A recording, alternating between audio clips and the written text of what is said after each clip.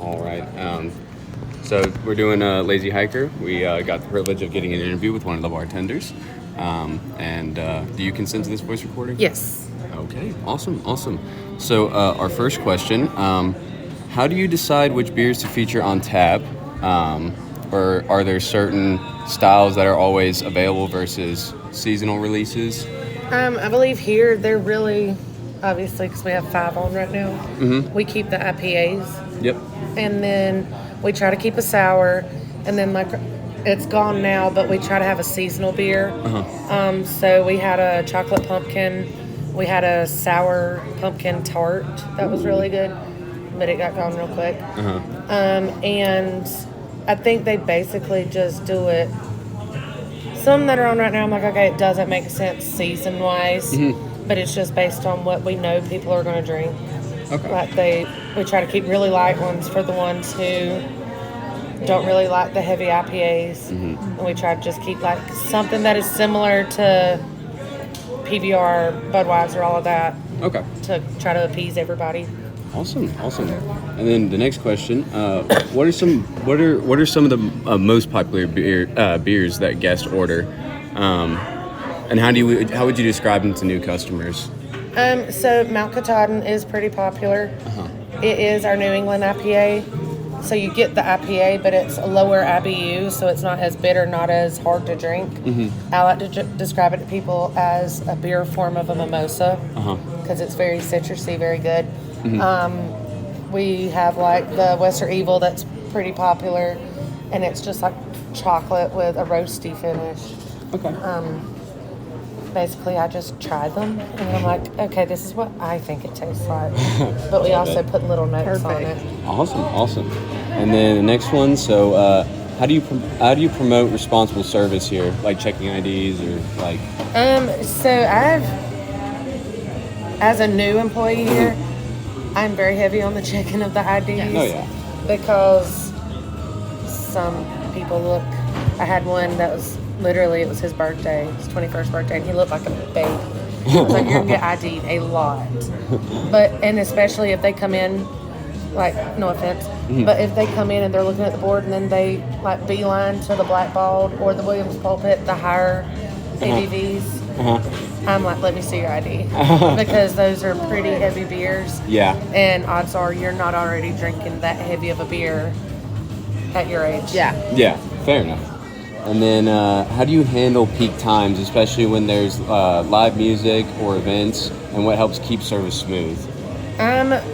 So, for example, the Saturday night we had a sorority event. It's easier if I just start when they're looking at the board, let me see your IDs. Or if it's people that I know, like, okay, you're taking a minute to try to figure out what you want, let me help the person next to you. Or if you want a flight, you're going to have to wait a minute. Okay. Like, it's just kind of efficiency. Knowing the dance. Okay. And then if you could change or improve one part of the bar setup or service process, what would make your job easier?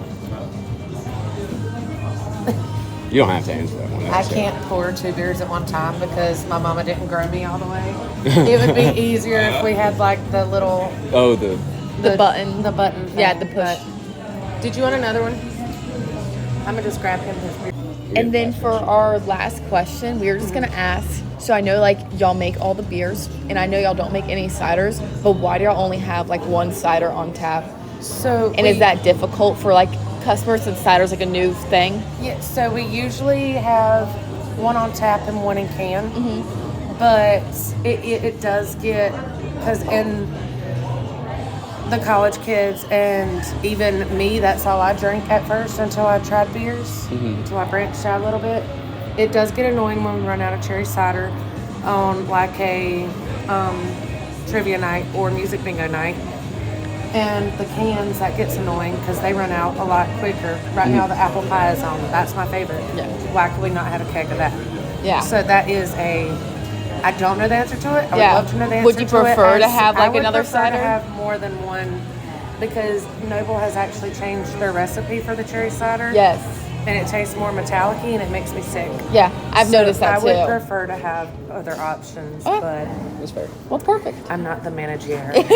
Perfect. Awesome. That's all we needed. Interview with Sky at Lazy Hiker. She works with the food. Do you consent to this voice recording? Yes, I do consent to this voice recording. Perfect. All right, awesome. So we got a couple questions for you here today, 10 in total. So for the first one, how do you design the food menu to complement the house-made beers, and are there dishes that pair especially well with certain brews? Honestly, the bar mostly picks the beers, the beverages that go along with the food. Our specials mainly, we will bring to the bar and ask what they think pairs best with it. If there's fruit in the dish, we'll typically do a sour or like one of our pear drinks. But if it's more savory, we'll usually do like a dark beer with it. Awesome. All right, for our next question, what's the biggest challenge during busy times, and how do you coordinate with the bartenders to keep things running smoothly? I think the biggest challenge is our dishes. We have dishes everywhere in the dining room and cups everywhere in the dining room. It can be really hard to bring in dishes when we're so busy. Keep things washed. The bartender typically has trouble with that too. For us staff members in the kitchen, we try and bring glasses up to the bar. So usually there's only one bartender on staff. So we try to bring dishes back to them so they don't have to run around the kitchen and they can keep their focus on the customers mainly. Awesome. All right, next one. Have you noticed any customer trends, like more people ordering shareable plates, healthier options, or local ingredients? We try to kind of give options for everybody. So we have a lot of protein options for people. We have vegan and gluten-free menus as well. It can be hard for restaurants to accommodate for like everybody and everyone's dietary needs. Yeah. But we're able to do that pretty well. A lot of people who are gluten-free, celiacs, vegan do come here compared to a lot of other places, which is nice. So we see a lot of people like that coming in to order stuff. Awesome. Perfect. Next question, how does the kitchen team handle consistency and timing when orders come in fast? We have at least one person on each station in the kitchen. If it gets really busy, we'll have multiple people. Like pizzas are really popular here. We'll have multiple people on pizza and oven. Just by having, people on staff and a good group of people who love their jobs, we're able to get food out at a decent time. And if things don't come out at a decent time, we try to accommodate the customer. We'll bring them fries or something else if we're really busy, so they have something to eat while they're waiting on their food. Awesome. All right. If you could suggest one improvement to make kitchen operations or the guest experience better, what would it be? If I could do anything, I would move our counter because it's right in front of the entryway. So people will come in, grab a menu, and stand in front of the counter, and look at the menu for like 10 minutes, and it kind of interrupts people coming in and being able to order stuff. If I could change anything, I would move the counter, but I don't think that's very doable. Okay. But we try to direct people to find seats and stuff to clear the walkway. Yeah. Okay. Understandable. Okay, so starting on the other 5 questions, if you could suggest one improvement to make kitchen operate, my bad. How do you typically promote the bar? Is it through things like social media, word of mouth, special events, or something else? Special events is probably our biggest thing. We do music bingo, we do trivia, we have live music. We have a pretty consistent schedule with it. I think our location really helps with it too. In downtown Silva, having a big outdoor area, it's pretty obvious like what we are. So that kind of promotes it itself. But our events is something that really carries us. My favorite thing is Drink With Your Dog Night.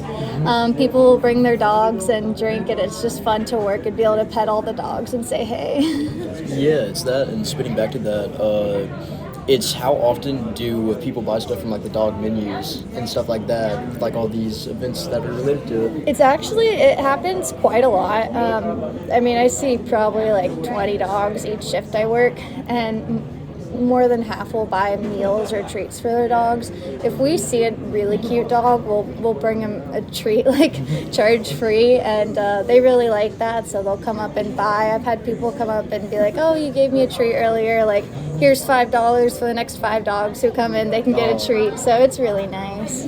Okay, nice. Who do you consider your main customer base, and how do you attract or keep the regulars coming back? Our main customer base, I would say definitely like an older generation comes in more frequently. The bartenders are really good at connecting with people. So, I mean, we only have about 7 bartenders on staff, and they love to come back to see their favorite bartender, chat them up.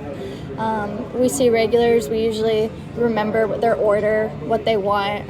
We'll go ahead and put it in for them and bring it out to them, and they appreciate the connection, and I think that's the biggest thing to keep customers coming back. Yeah. How big of the customer base do you think is like students at Western Carolina? On our busiest days, I see the most students from Western. So like tailgate game days, we have a lot of people coming in with their families, a lot of students from Western. Halloween, I see a lot of students from Western as well. I'd say about 20 or 25%. But you see them most on like our busiest days, yeah. Do special events like Music Bingo also bring in like an influx of students? Or? It does, yeah. Music Bingo especially. Our DJ for Music Bingo, he makes the music, the categories kind of specialized for all, and you can use your phone for it, so it's inclusive for everybody. You know, if they're doing like 70s theme, you don't know the 70s music, you can use your phone, and yeah, it's nice. And a lot of students, they come in groups of people, so. Cool. Okay, so who and how do you decide on the like drinking food pricing? Is it focused on affordability, competition, or quality perception? We don't really focus on competition. We more focus on like quality perception. I know my bosses will come up and talk to me, and they're like, hey, do you think this is a reasonable price for this special? Like, would you pay this amount for it? We've had to change a lot of our food would come with protein, but because of inflation, we've had to have our own separate protein menu. And pricing that was a little bit challenging, but it was just a matter of what do we think if we were a customer, what would we pay for? And is this quality worth it for that? And yeah, people will still come in and buy protein even though it's now an upcharge, so. Okay, nice. So in the area, who are your main competitors, and what makes you stand out compared to them, or especially like the bar, Mad Batter's Food, and Lazy Hiker's Beer? Our main competitors, I would just say like other bars in Silva. I mean, we have a bunch of groups coming. Yeah, we have a bunch of people who go bar hopping, and this is obviously one of their stops. They'll tell us like the places downtown they're going to or have been to as well, but they typically will stop here a lot longer because they can get food. A lot of places don't offer as big of a menu for everybody as we do. And again, like the connection, that's why we have so many people constantly coming back is, you can make a connection with the staff members. So, I mean, we have a lot of people, who do go bar hopping, but this is definitely one of their stops, so. Okay, nice. So what changes or improvements are you hoping to make in the next year to help grow the business or improve the guest experience, or changes that you're at least hoping for? The counter being moved. I don't think that'll happen, but I mean, man, we've made a lot of changes just in the past few months already for here. I think just kind of bringing in the town more. We've been doing that quite a bit by like adding artwork, like local artwork. We have Perry as our mayor now, and his wife works at the bar. Really? So he likes to have meetings here. He hosts events. We had like a food hunger event up here the other night where, you know, the town could come and talk about what they're going to do for, you know, so people don't go hungry in Silva. Yeah. We try to bring community groups here. We have artwork, craft time up here. So, yeah, I think bringing the community more is just a great way to continue the, like, making connections. And I would like to see more of that over the year. Yeah, that's awesome. Does an event like music on the creek like really help with that? It Especially does. with the culture and like people moving around, just downtown as a whole, coming back. Yeah, any events downtown, we always know we're going to be super busy. So we'll put more people on staff that day. Christmas, Halloween, music on the creek, anything like that, it definitely brings in a lot more customers. And we prepare for that, and we try to accommodate everybody and make it an enjoyable experience, even if we're super packed. Yeah, brace you for it. Well, thank you for your time. That's the end of the interview. It's been a lovely interview.